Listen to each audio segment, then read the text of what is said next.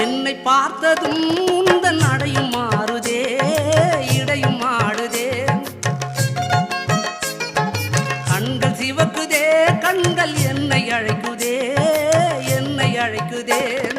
பாசத்தோடு கடிதம் ஒன்று எழுதி தரட்டுமா? என் இதய வாசல் உனக்கு மட்டும் திறக்க சொல்லட்டுமா?